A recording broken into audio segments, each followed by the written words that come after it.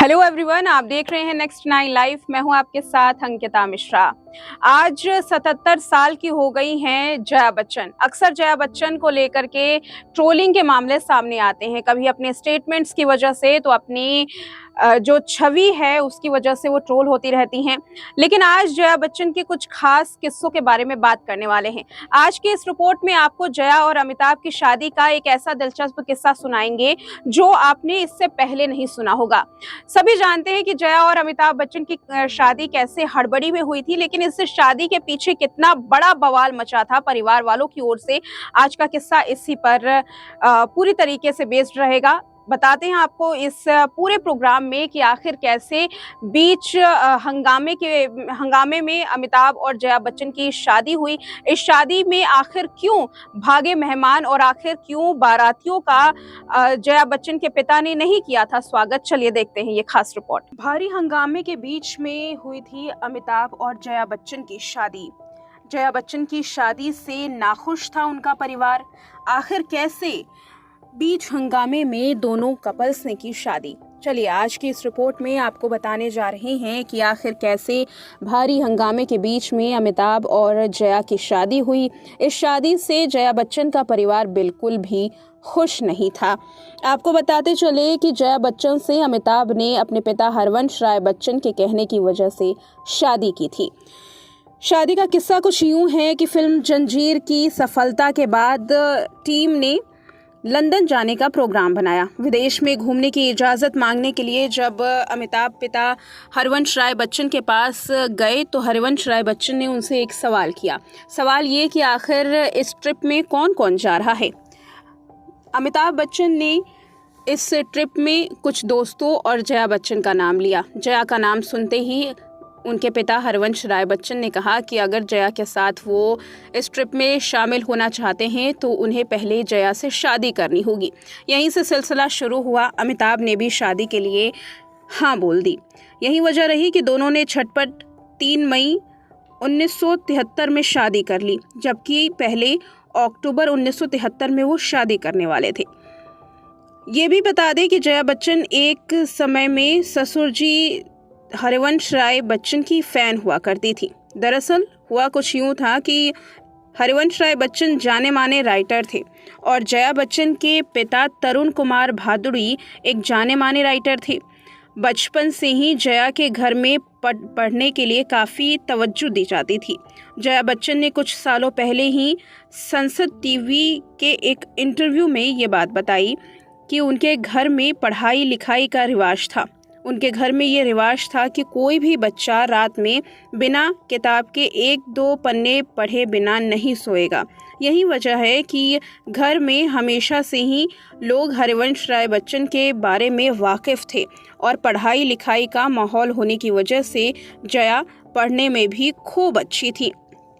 इसी के बाद अमिताभ बच्चन के पिता और मशहूर राइटर हरवंश राय बच्चन की ऑटोबायोग्राफी में एक किस्सा इन दोनों की शादी का जुड़ा। शादी के दिन बच्चन और भादुड़ी परिवार के बीच में बहुत अनबन चल रही थी। इस अनबन का जिक्र इस ऑटोबायोग्राफी में किया गया है। उन्होंने लिखा कि शादी सेशन ना बन जाए इसके लिए जया भादुड़ी के बीच हाउस फ्लैट की जगह परिवार ने मालाबार हिल्स स्थित स्काईलार्क बिल्डिंग के टॉप फ्लोर पर शादी की तैयारियां की थी। इस शादी में केवल फैमिली फ्रेंड्स को ही बुलाया गया था। मेहमानों में सिर्फ बच्चन और भादुड़ी परिवार के कुछ चुनिंदा लोग थे और इंदिरा गांधी के परिवार को न्योता दिया गया था। इंदिरा गांधी अमिताभ बच्चन की मां तेजी बच्चन के बेहद करीबी दोस्त थी। हालांकि वो खुद इस शादी में नहीं पहुंच पाई थी, लेकिन अपने बेटे संजय गांधी को भेज दिया था। हरवंश राय बच्चन ने अपनी ऑटोबायोग्राफी में लिखा कि उस शादी में जया भादुड़ी के अलावा परिवार का कोई भी सदस्य खुश नहीं था। जब बारात उनके दरवाजे पहुंची तो भादुड़ी परिवार का कोई भी सदस्य बारात का स्वागत करने तक का नहीं आया। जैसे तैसे देर रात शादी पूरी की गई। ज़्यादातर मेहमान शादी से जा चुके थे, बस चंद लोग ही शादी में रह गए थे। हरवंश राय बच्चन विदाई से ठीक पहले अपने समधी तरुण भादुड़ी के पास गए, उन्हें गले लगाया और कहा, अमित जैसा दामाद मिलने पर आपको बधाई। वहां मौजूद लोगों को लगा कि अब जया के पिता गुस्सा भूलकर भी उन्हें बधाई देंगे, लेकिन ऐसा नहीं हुआ। जया के पिता तरुण भादुरी पर तो गुस्सा सवार था। जया के पिता ने कहा कि मेरा पूरा परिवार बर्बाद हो गया। ये सुनकर हर कोई हैरान हो गया, लेकिन बात को वहीं पर चलता कर दिया गया। इस वजह से भारी हंगामे के बीच में दोनों की शादी हुई। जया बच्चन के अमिताभ से शादी करने पर उनके पिता बिल्कुल भी खुश नहीं थे। उन्होंने हरिवंश राय बच्चन से सीधे कह दिया कि इस शादी से उनका परिवार बर्बाद हो चुका है। इस शादी में गिने चुने लोग आए थे। जाहिर है कि शादी में रेखा नहीं थी। दरअसल एक किस्सा रेखा से भी जुड़ा हुआ है। दरअसल रेखा और जया एक ही बिल्डिंग में रहा करती थी और अच्छी सहेलियां थीं, लेकिन शादी से ठीक पहले इन दोनों के बीच में अनबन चली, जिसकी वजह से एक बिल्डिंग में रहने के बावजूद भी जया बच्चन ने रेखा को अपनी शादी में नहीं बुलाया, जिस बात का जिक्र एक इंटरव्यू के दौरान रेखा ने किया था।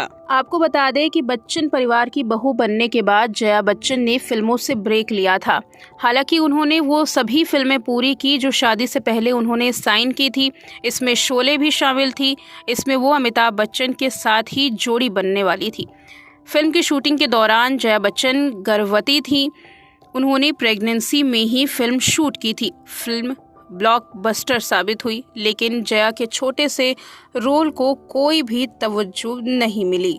तो इस रिपोर्ट में आपने देखा अमिताभ और जया बच्चन की शादी का एक दिलचस्प किस्सा, एक अनसुना किस्सा। बहरहाल इस किस्से को लेकर के आप क्या कहेंगे, कमेंट करके अपनी राय जरूर दीजिएगा। देखते रहें नेक्स्ट 9 लाइव।